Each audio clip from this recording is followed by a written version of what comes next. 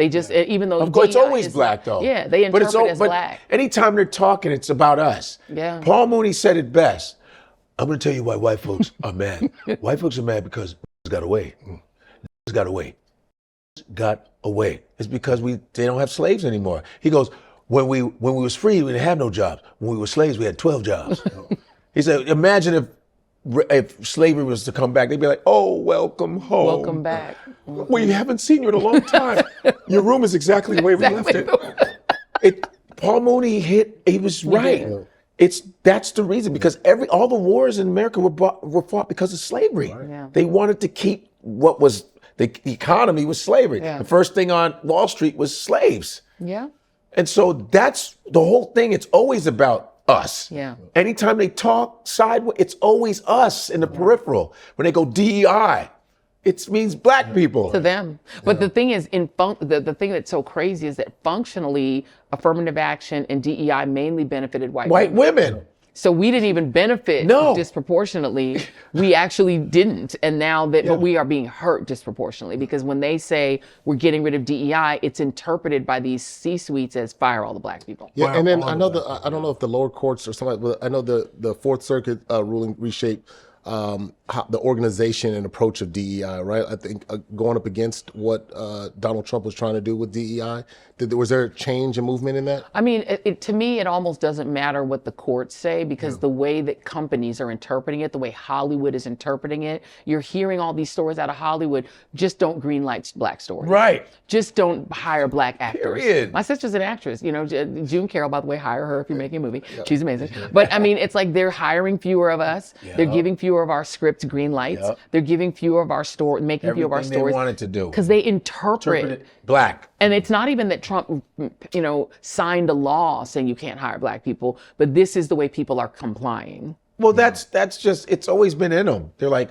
just give us the go. Just give us the go. No blacks, ha ha! But they're not going to touch the NFL and the NBA. Oh, no. Because I was hoping, I think you should fire all of them too, and we form our own league. Right. They were like, well, don't touch the NFL. No, wait, hold on now. Don't get too crazy. We don't want the score to be 1-3. Right. We got still be dunks and stuff. Don't crazy. Jesus, who's going to catch it? No, we don't want to. Yeah, you notice sports was untouched. Untouched. Yeah, I know. Because I said, why don't we, how come it's still black? Why is the NFL still 70? You know what I'm saying? Because whenever they're benefiting monetarily, sexually, or whatever, that's when it's good. But if we have autonomous happiness, then it's like, oh. You gotta end that. You ever see it at a restaurant when black people are by themselves happy? They go, they're making a lot of noise. They go, you are too. Right. You were too. It's like, and you're complaining. Right. And you're complaining. Right. But it's like when they see us, they say, get out of here. Okay, we'll get out of here. Get out of our town. Okay, we'll go build our own. Let's go burn that. What are they doing? Yeah, we gotta burn it. Right. Because we're running rent-free in their heads every day. We run rent-free. Yeah. This is all facts. What do you think the long-term impact is going to be with affirmative action and the removal of affirmative action? I mean, so I'll give you Harvard, for instance. Okay. The class the last affirmative action class at Harvard before the ruling went through had about 14% black, and when I went, it was 6% black. So it improved to get close to parity in our population. But it was 27% Asian. Asian people are 5% of the country, but they were 27% of that incoming class. After affirmative action, those numbers are roughly the same. Same, right. The numbers of white men have gone down.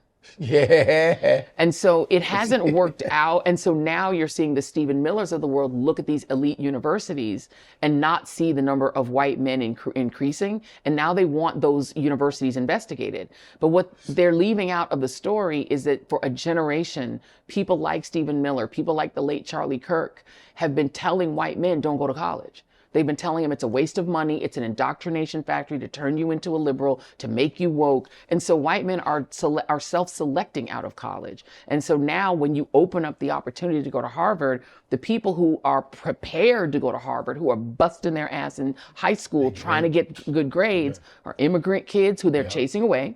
You know, the international student body is plummeting, and that's what keeps these schools open, because the international students, like our parents, the government paid their bill. Yeah. There was no, they weren't paying for it. My father got his education because the government of the Congo paid for it, then Zaire. And so when you take the kids coming from China, that full payment from the Chinese government is gone.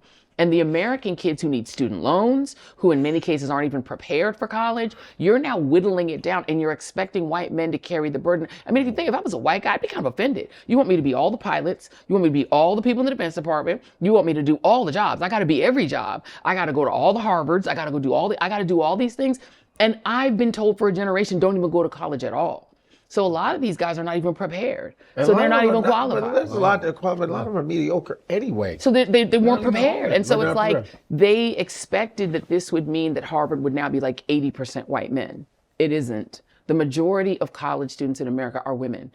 More white women go to college than white men. And so now when they're looking at it, they're not getting the white man bonanza they expected. And the Stephen Millers of the world are mad about it. And he needs to go that little. The Hague.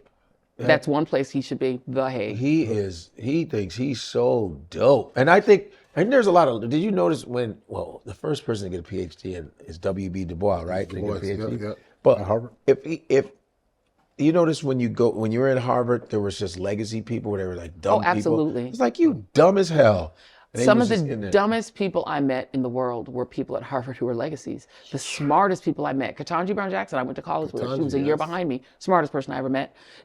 Her roommates, geniuses. Genius, all four of them. Because they had to work 10 times as hard. Just to get in. Get in. Whereas the legacy kids, they didn't go to class. They were high. They were smoking weed because they didn't have to even get good grades. It didn't matter. They grade on a curve at Harvard, so they weren't going to fail. I got E's when I'm talking about failing. I got an E. They didn't give you an F because they made it on a curve, and they try to keep you in. They put you on academic probation, et cetera. These guys go from academic probation to a ritzy job on Wall Street, even if they passed no classes. These people didn't work. They didn't try. They didn't have to do anything but play lacrosse on the weekends and chill and get high. We're producing a group of people who are coming out of Harvard who are no more educated than had they not gone at all, because they didn't have to even read a book while they were there, because they're legacies. It's all smoke and they and don't mirrors. deserve to be there. At The grades all. were in high school. At all. And yet they had the name. I mean, I went to college with a woman whose name was on one of the buildings. Of course she got in. Her name is on a building. Oh, right. Because her family, she's a legacy. Her family's a legacy. So it's like, that person, is that person smarter than Ketanji? No. But that person gets to get it, and no one questions their presence. None. No one says, is that okay? But they say that this affirmative action genius kid from Ohio somewhere that busted their ass in high school doesn't belong there simply because they're black. That's America. Yeah, and you've had this interesting thing talking about the United States and just kind of the things that are going on now. You've talked about dictators from other countries getting killed after they tried to stop trading with U.S. currency. Explain that and what happens diplomatically with the U.S. and other countries who might try to do things differently than the way the U.S. expects them to. Right, and again, it's talking context, right? Saddam Hussein was evil, but when he was our guy that we were using as a prop to fight Iran, he was our guy. We were paying for him. We were propping him up and keeping him in power, despite how cruel he was to his own people. We didn't care. He used our chemical weapons to bomb Iran in their war in the 1980s. We were fine with it. And then when we decided we were done with him because he wanted to then start to nationalize his own oil, then we were like, let's overthrow that guy.